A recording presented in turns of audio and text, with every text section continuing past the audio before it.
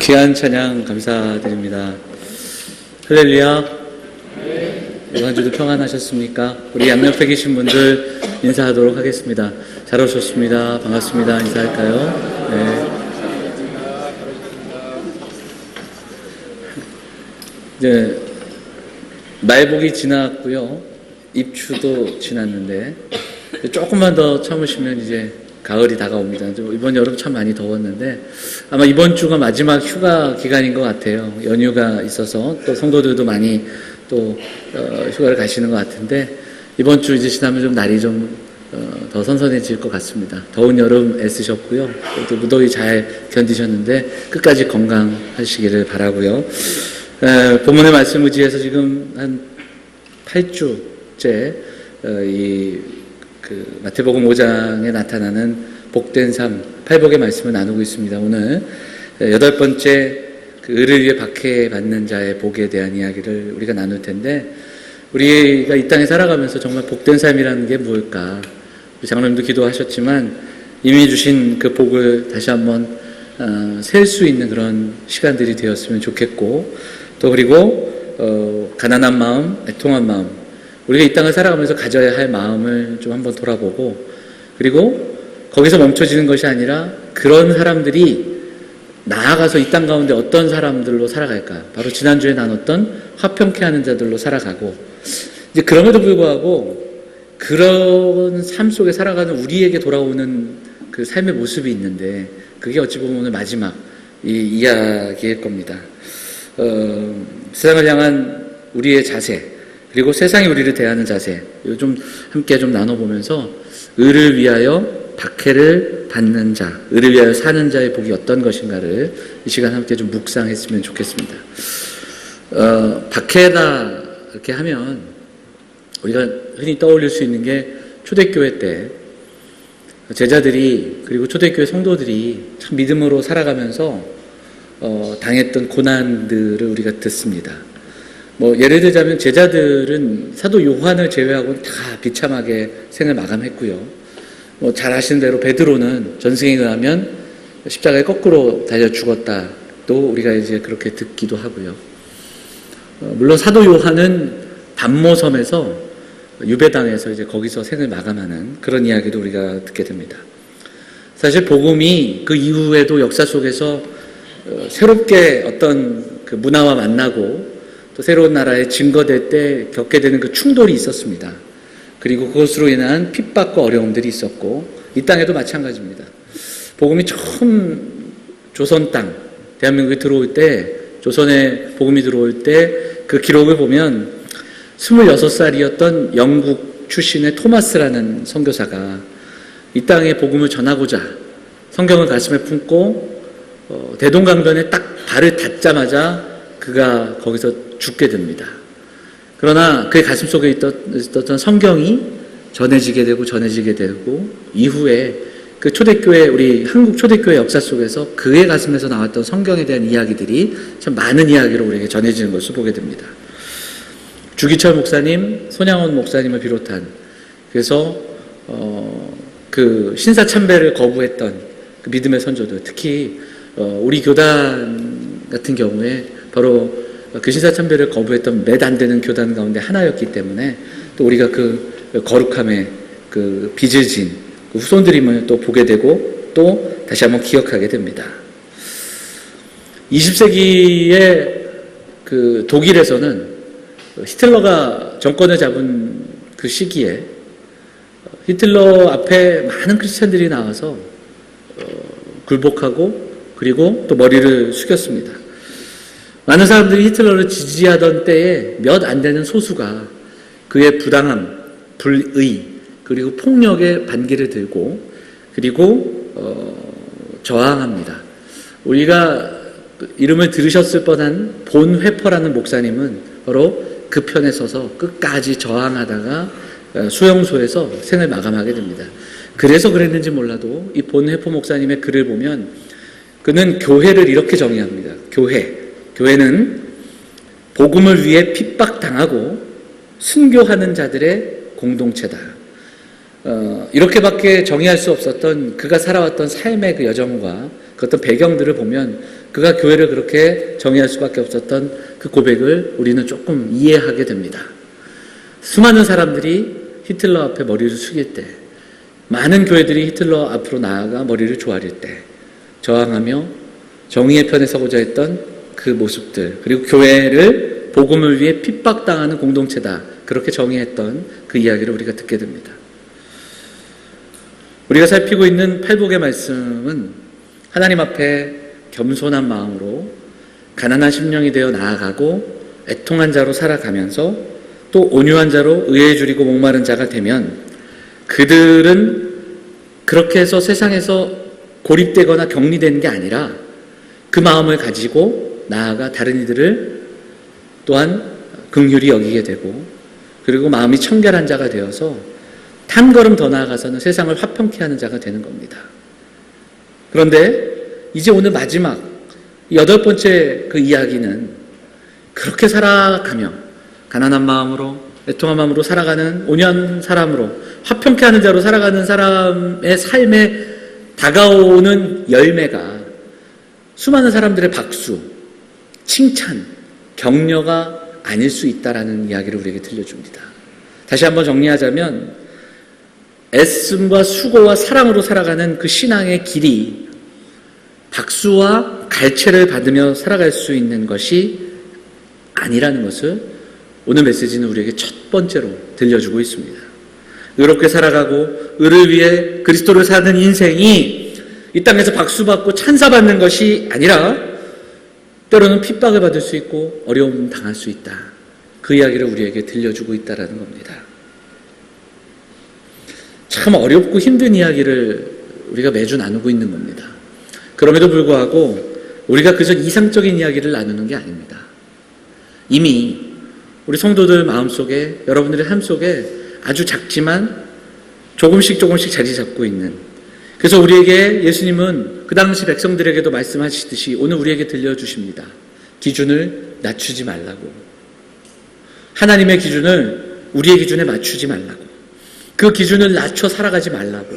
더 높은 기준과 높은 가치를 바라보며 살아가라고 우리에게 분명히 말씀하고 있습니다.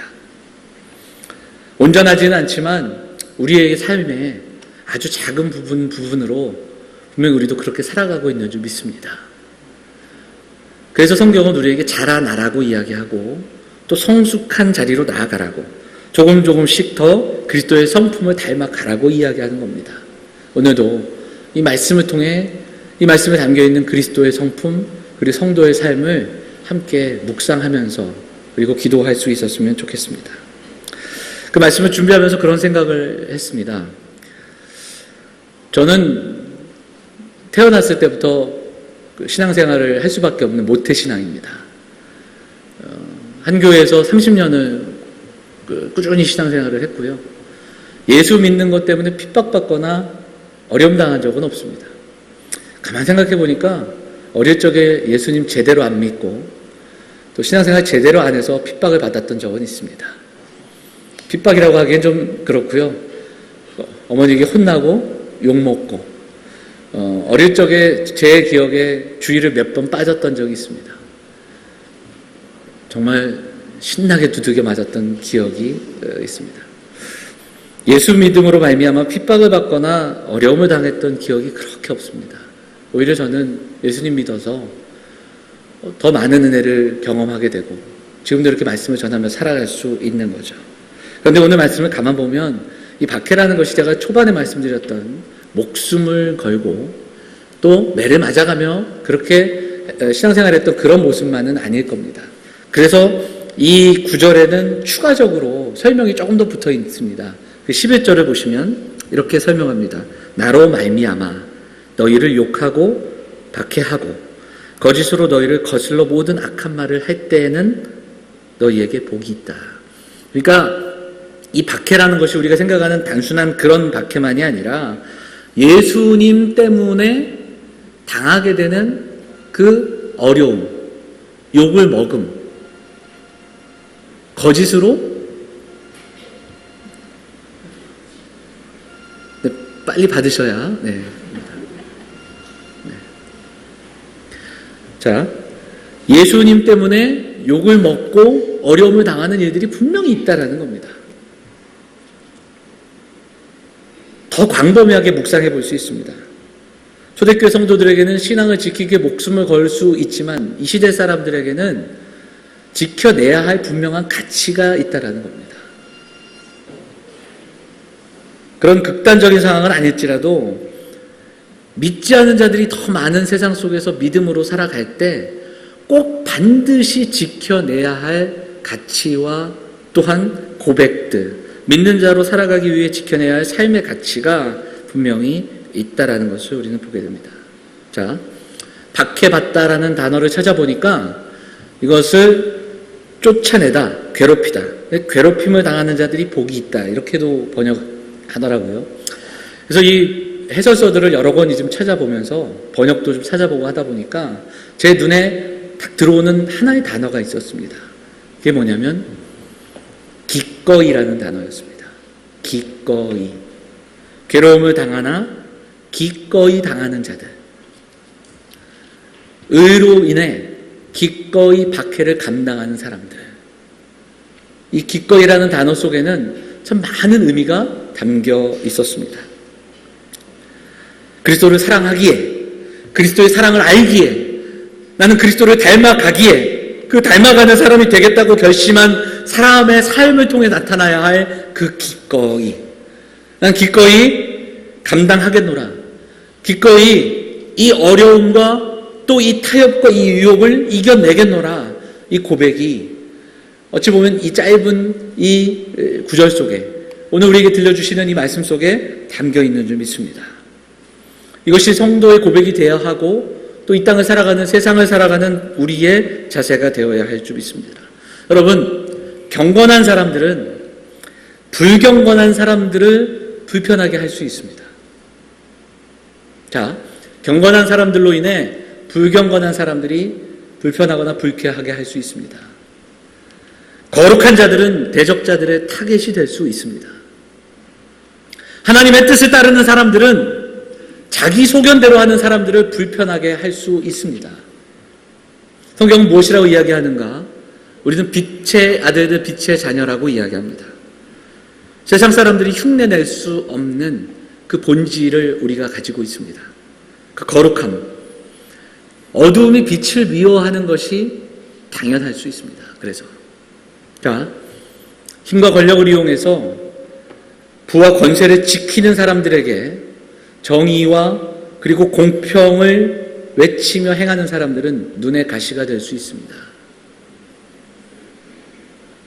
물불 교환 시대를 넘어서서 화폐, 이제는 사실은 화폐를 소유하는 게 아니라 우리가 숫자를 소유하는 시대인데 더 큰 숫자를 소유하기 위해 살아가는 이 시대 속에서 나눔과 그리고 섬김과 그리고 상생을 이야기하는 것은 많은 사람들을 불편하게 할 수 있습니다.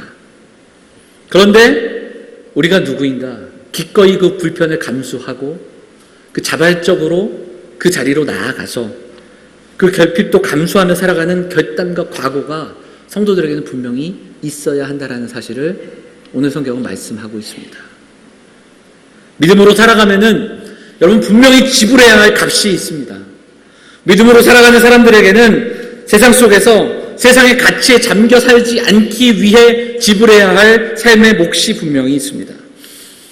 하나님 나라를 살아가기에, 그 나라의 자녀로, 그 나라의 백성으로 살아가기 위해서 이미 받은 천국의 소망을 가지고 살아가기에 이 세상에서 조금은 내려놓더라도, 조금은 더디 가더라도, 조금은 손해보더라도 감수해야 할, 기꺼이 그 자리로 나아가야 할, 지켜내야 할 삶의 모습이 분명히 있다라는 사실을 오늘 성경은 우리에게 말씀하고 있습니다.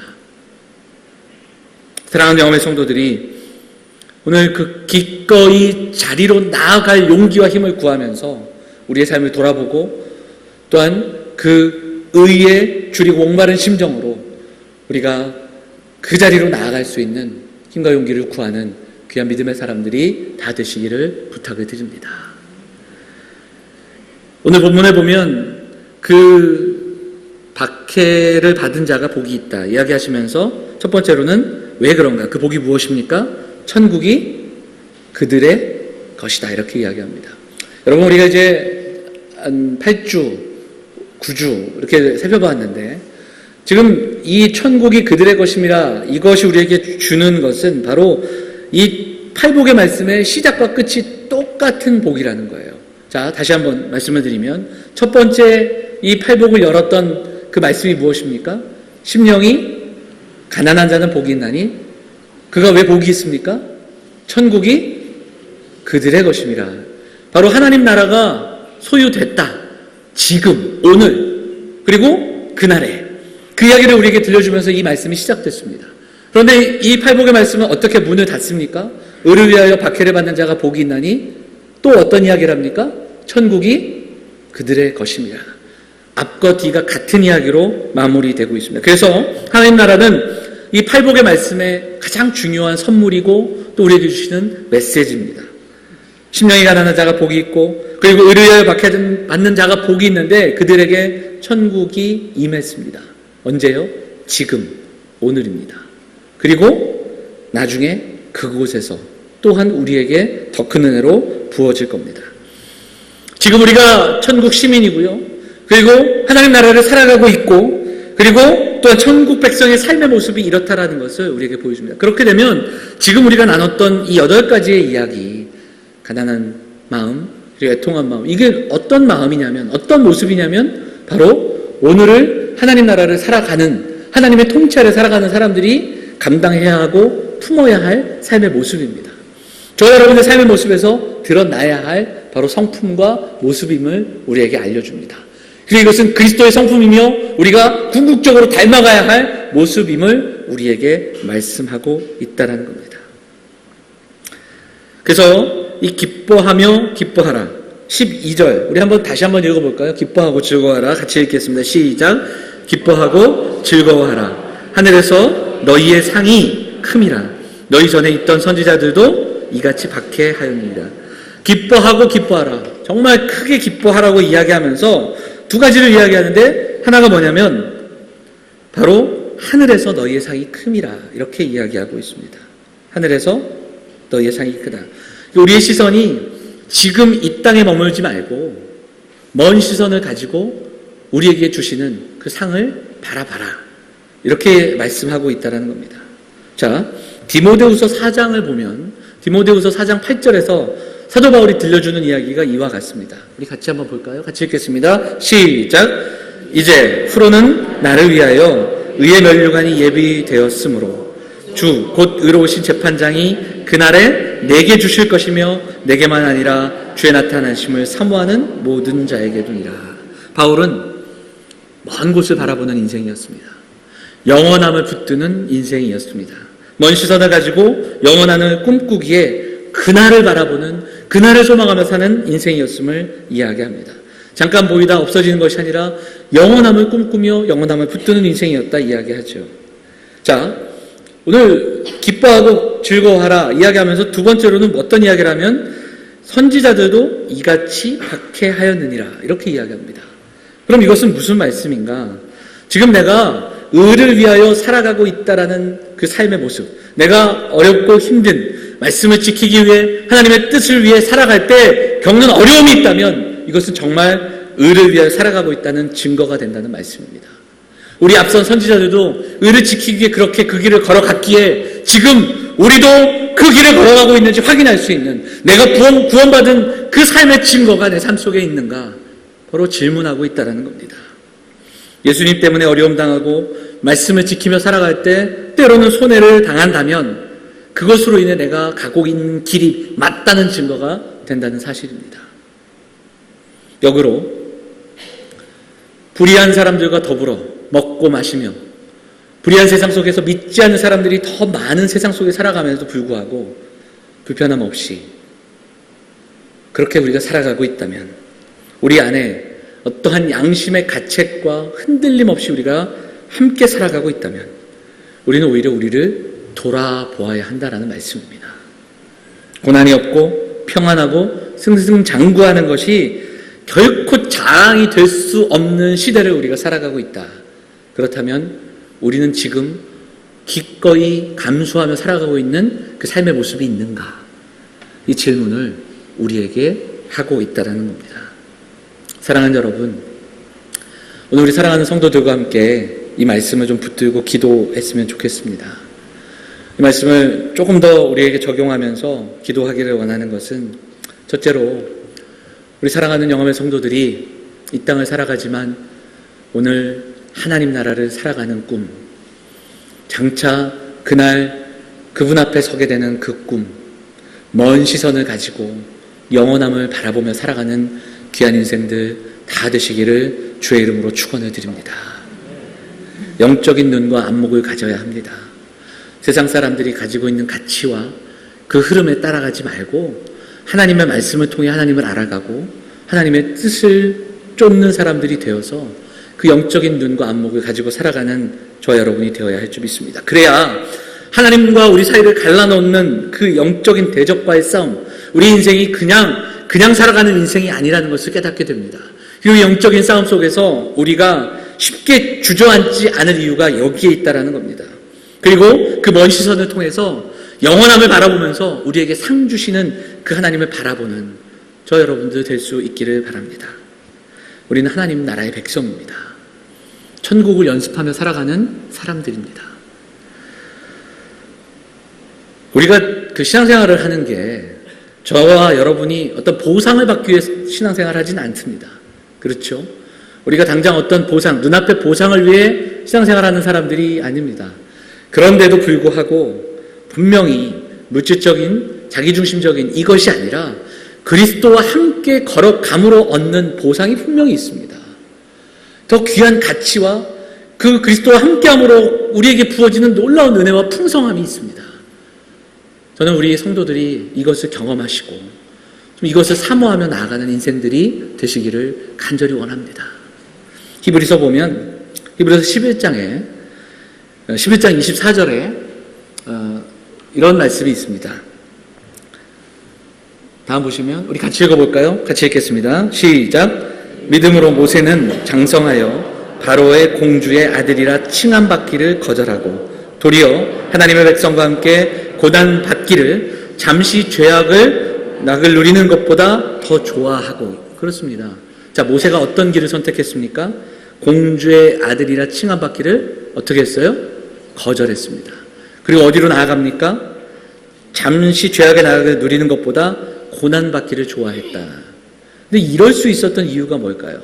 다음 말씀을 보시면 11장 26절 같이 읽어볼까요? 같이 읽겠습니다. 시작. 그리스도를 위하여 받는 수모를 애굽의 모든 보화보다 더 큰 재물로 여겼으니 이는 상 주시는 힘을 바라니라. 모세는, 히브리서 기자는 모세의 삶을 그리스도를 위하여 받는 수모, 이렇게 우리에게 들려줍니다. 그리고 애굽의 보화보다 더 큰 것을 바라보았는데 그게 무엇이냐? 상 주시는 이심을 바라보았다. 이렇게 우리에게 소개하고 있습니다. 사랑하는 여러분, 모세의 시선을 우리도 소유할 수 있기를 바랍니다. 당장 우리 눈앞에 있는 수많은 것들 급급하며 사는 인생이 아니라 상 주시는 일을 바라보면서 바른 선택과 바른 판단력과 바르게 분별하며 살아갈 수 있는, 그래서 그리스도를 위하여 그 받는 수모가 오히려 더 귀하다는 사실을 깨달으며 기뻐하며 나아갈 수 있는 믿음의 사람들 다 되시기를 간절히 소망합니다. 그 영적인 안목과 시선을 가지면요, 그 바른 선택을 하게 되고, 또 하나가 있는데 그것은 뭐냐면 고난에서 멈춰지지 않습니다. 뭐냐면 고난을 통해 이것이 연단임을 깨닫고 또 우리를 더 빚으시는 하나님을 경험하게 된다는 사실입니다. 욥의 고백처럼 나의 가는 길을 오직 그가 아시나니 나를 단련하신 후에 내가 정금같이 나오리라. 이 고백이 어렵고 힘든 인생을 걸어가는 가운데 먼 시선으로 상 주시는 일을 바라보는 삶들의 삶 속에서 고백되어지는 고백인 줄 믿습니다. 베드로 사도가 베드로서를 갑바도기아 지방에서 고난받고 피난가 있는 성도들에게 편지를 썼습니다. 그런데 그도 그 성도들을 위로하며 고난에 대해서 이렇게 이야기합니다. 베드로전서 1장 6절 8절 말씀 함께 보겠습니다. 같이 볼까요? 같이 읽겠습니다. 시작. 그러므로 너희가 이제 여러 가지 시험으로 말미암아 잠깐 근심하게 되지 않을 수 없었으나 오히려 크게 기뻐하는도다. 너희 믿음의 확실함은 불로 연단하여도 없어질 금보다 더 귀하여 예수 그리스도께서 나타나실 때에 칭찬과 영광과 존귀를 얻게 할 것이니라. 아멘.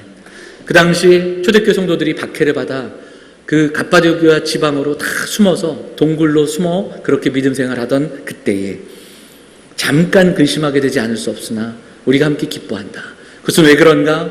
우리가 불로 연단하여 없어질 금보다 귀함으로 예수 그리스도 앞에서 칭찬과 영광과 존귀를 얻게 할 것이다.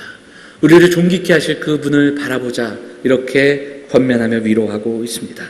사랑하는 여러분, 오늘 이 아침에 우리도 이 믿음의 선조들이 가졌던 이 먼 시선을 소유하면서 영원함을 꿈꾸고 오늘 하나님 나라를 살아가기에 앞으로 우리에게 부어질 그 놀라운 하나님 나라를 다시 한번 꿈꾸며 상 주시는 이심을 바라보며 그리스도와 함께 오늘도 하나님 나라를 멋지게 살아가는 우리 사랑하는 영험의 성도들 다 되시기를 주의 이름으로 축원을 드립니다.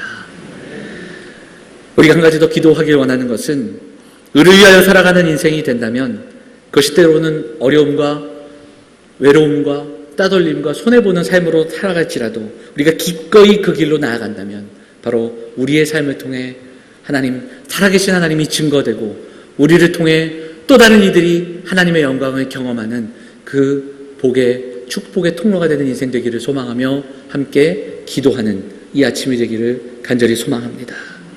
사랑하는 여러분, 성경에 보면 그 다니엘의 세 친구가 신상에 절하지 않으므로 풀무불에 들어가게 되지 않습니까? 근데 그때 그곳에 들어갔는데 3명이 들어갔는데 바벨론 사람들이 그곳을 바라보니까 4명이 있었다고 성경이 증언하고요. 그리고 그들이 그 모든 상황들을 통해서 하나님이 그들과 함께 하심을 바라보았다. 성경은 우리에게 증언합니다. 그가 누구인가? 많은 신학자들은 바로 성육신하기 전에 이 땅에 우리에게 찾아오셨던 그 예수 그리스도다, 이렇게도 해석을 하는 것을 보게 됩니다. 무엇보다 그 사건을 통해서 바벨론에 있는 사람들이 하나님의 영광을 보게 됩니다. 살아계신 하나님이 증거가 되는 그 놀라운 일들을 경험하게 됩니다. 사랑하는 여러분, 우리도 그 하나님의 영광을 보여주고 증거하는 인생 되어야 하지 않겠습니까? 오늘 우리가 그 결단과 그 소망을 가지고 좀 기도했으면 좋겠습니다. 일부 예배 때는 제가 말씀을 안 드렸는데 제 얘기를 좀 하겠습니다. 제가 군 시절에 고양시에 있는 공병 여단에서 제가 근무를 했습니다. 전방에서 훈련받고 계속 후방으로 왔습니다. 유일하게 서울 근처에 제가 오게 됐습니다. 그런데 부대에 갔더니 참 이상한 부대였습니다. 한 80명에서 100명 정도 있던 본부 중대였는데 그 중에 한 60명이 교회를 다녔습니다. 수요일 저녁이 돼도 다들 교회 가는 분위기였고 주일 되면 당연히 교회를 가야 하는, 그래서 저는 굉장히 두려움과 떨림으로 군대를 왔는데 나중에는 뭐 수요일에 옷을 안 입고 있으면 왜 교회를 안 가냐, 교회가 준비를 안 하냐고 오히려 상급자에게 책망을 받던 그런 부대였습니다. 다 성가대 열심히 하고, 그래서 제가 제 인생 속에서 정말 군대 생활이 굉장히 복되고 귀하다, 그렇게 얘기를 하는데 그곳에서 성경 공부하고 그곳에서 만났던 많은 사람들을 통해서 정말 많은 은혜를 받은 곳이 군생활이었습니다. 근데 이것이 어떻게 됐는가 나중에 듣게 되니까, 제가 그 부대를 가기 한 2년 전에 그 부대는 한 명도 제대로 교회를 갈 수 없는, 정말 주일날 교회 간다고 그러면 모두가 교회를 못 가게 하는 그런 부대였다고 들었습니다. 그 부대에 신참 3명이 오게 됩니다. 이등병 3명이 왔는데 이 이등병 3명이 정말 예수를 잘 믿는 사람들이었어요. 근데 부대가 고참들이 교회를 못 가게 하니까 처음에 매 맞으면서 때로는 혼나면서 교회를 가기 시작했습니다. 근데 거기서 끝나는 것이 아니라 이 신참 3명이 성실하게 그리고 주어진 일들을 감당하며 정말 가장 모험이 되는 그런 삶을 한 달, 2달, 3개월, 6개월 살아가면서 신앙생활과 그 부대 생활을 하게 됩니다. 그리고 2등병이 1병이 되고 1병이 상병이 되고 그들이 병장이 됐을 때 그들은 들어온 후임들을 다시 한번 정성으로 보살피고 섬기고 그리고 또 성실하게 감당하면서 그들을 한 명씩 두 명씩 전도하기 시작한 겁니다. 그래서 한 80명 되는 그 중대 인원이 결국은 한 60명 이상이 부대를 가게 되고 하나님은 저를 불쌍히 여기시사 이미 2년 전에 그 3명을 그 땅에 보내시고 그리고 그들로 인해 그 부대를 완전히 평정하시사 제가 갔을 때는 아무런 어려움 없이 당연히 교회 가는 것이 당연한 그 환경들을 만드셨는데 저는 그것이 당연한 줄 알았는데 그러기 이전에 2년 전에 3명의 어떤 청년들의 눈물과 땀과 기도가 있었다는 사실을 나중에 듣게 됐습니다. 제가 갔을 때는 그 3명의 고참들이 거의 제대하던 그런 그 때여서 그들과 함께 할 수 있는 시간은 아주 적었지만 그들에 대한 이야기를 들으면서 제가 계속해서 그 가슴속에 담겨놨던 그런 이야기 중에 하나입니다. 사랑하는 여러분, 우리가 이 땅을 살아가면서 겪게 되는 어려움과 아픔들이 있습니다. 그리고 때로는 눈물이 있을 수 있습니다. 그러나 결코 그것은 우리의 눈물로 끝나지 않는 줄 믿습니다. 또 다른 이들에게 축복의 통로가 될 수 있는 사랑하는 성도들이 되어주시기를 부탁을 드립니다. 여러분 기억하십시오. 우리가 형통하고 승승장구하고 또 유명해지고 또 성공해야 하나님의 영광을 돌리는 게 아닙니다. 우리가 착각하기 쉬운 것이 우리의 신앙에서 자리 잡고 있는 것이 유명해지고 높은 자리에 올라가고 그리고 잘 되면 그것이 하나님께 영광을 돌린 그런 것이라고 착각하기 쉽지만 교회 잘 다니고 세상에서 높은 지위를 얻고 또 유명해지는 것이 하나님의 영광이 드러나는가? 그런데 요즘 보면 사실 그렇지 않습니다. 역대 대통령 중에 장로님이 몇 분이시며 지금 정치인들 중에 크리스찬들이 또한 몇 명이겠습니까? 정말 많은 사람들이 그런 귀중한 자리에 있으면서도 사실은 존경받고 사람들의 감동을 주는 사람들은 별로 없는 것을 보게 됩니다. 요 며칠 제가 지금 군대 얘기를 잠깐 했지만 군대에서 일어났던 몇 가지 사건을 통해서 우리가 보게 되는 그러한 일들이 있습니다. 그분이 교회 생활을 정말 열심히 하셨던 것 같더라고요. 심지어는 설교하신 영상도 있어요. 그 육군 대장분이 설교하신 영상도 보면서 정말 많은 사람들의 오히려 조롱을 당하는 그런 모습들을 보게 됩니다. 눈앞의 사람들과 교인들에게는 박수를 받았을지 모르겠지만 세상에서 정말 우리가 세상이 말하는 명예와 출세와 그 권세가 하나님의 영광이 된다라는 것은 우리가 좀 경계해야 할 부분이 아닌가 그런 생각을 하게 됩니다. 오히려 목회를 하면서 우리 성도들 돌아보고 또 섬기면서 보게 되면 인생의 어두운 날을 만남에도 불구하고 믿음으로 살아가는 그 사람들, 하나님을 끝까지 하나님 되심을 놓지 않는 그 성도들의 삶이 누군가에게는 기쁨과 감사와 하나님의 영광을 드러내는 삶이 되는 그러한 모습들을 더 많이 보게 됩니다. 사랑하는 여러분, 우리가 주님을 믿는 사람들입니다. 주님 오시는 그날까지 주를 위해 살아간다면, 주님을 닮아간다면 여러분 우리는 어려움을 만나게 될 겁니다. 어려운 게 맞고 또 우리의 다음 세대들은 더 어려워질 수 있습니다. 그러나 우리는 기꺼이 그 길을 가야 하는 줄 믿습니다. 그 길을 두려워하거나 타협하거나 또한 큰 길을 찾아다니는 사람들이 아니라 기꺼이 그 길이 좁은 길이고 어려운 길이라도 주님 가신 그 길을 따라갈 수 있는 믿음의 사람들이 되어야 할 줄 믿습니다. 사랑하는 여러분, 고난 가운데 있을 때 하나님을 붙들고 살아가다가 오히려 평탄해지면 하나님을 떠나는 그런 사람들도 보게 됩니다. 고난 가운데 있을 때 하나님을 붙들면서 기도하다가 평탄해지고 또한 승승장구할 때 교만해지며 하나님을 떠나는 인생들을 보게 됩니다. 그러나 역으로 평탄하고 하나님 주시는 복된 삶을 누리면서 하나님을 찬양하고 하나님께 기도합니다. 그러다가 또 조금만 어려움을 만나고 고난을 당하면 원망하고 불평하며 또 주저앉는 성도들도 보게 됩니다. 이렇게 보면 우리에게 어려움이 다가올 때 사탄은 우리를 너무나도 잘 아는 것 같습니다. 그래서 어떤 이들은 겁을 줌으로 주저앉게 합니다. 어떤 이들에게는 복을 줌으로, 어떤 이들에게는 그 물질을 줌으로 우리를 메마른 인생으로 삼게 합니다. 우리는 그래서 분별하며 살아야 합니다. 우리는 깨어있으며 오늘 하나님의 통치 아래 살아가야 합니다. 씨 뿌리는 그 땅의 비유를 보면 씨가 뿌려지는데 돌짝밭에 뿌려지게 되면 고난과 어려움이 만나면 그 씨가 마르게 됩니다. 그러나 그런 땅만 있는 게 아닙니다. 가시밭에 떨어지면, 그러면 가시떨기에 마음같은 재물의 유혹을 받아 또 그 땅에서도 또 열매를 맺지 못하는 그 이야기를 우리에게 들려줍니다. 그렇게 우리에게 고난과 유혹은 다양하게 찾아옵니다. 초대교회 성도들에게 목숨을 건 그 시간들이 박해였다면 오늘을 살아가는 우리에게는 또 다른 어려움과 유혹이 분명히 있습니다. 우리는 의를 위해 박해를 받지 않을지라도 우리는 의를 위해 살아가는 결단을 가지고 살아가는 믿음의 성도들이 되어야 할 줄 믿습니다. 좁은 길을 기꺼이 감내하며 살아가고자 하는 믿음의 사람들이 되어야 할 줄 믿습니다.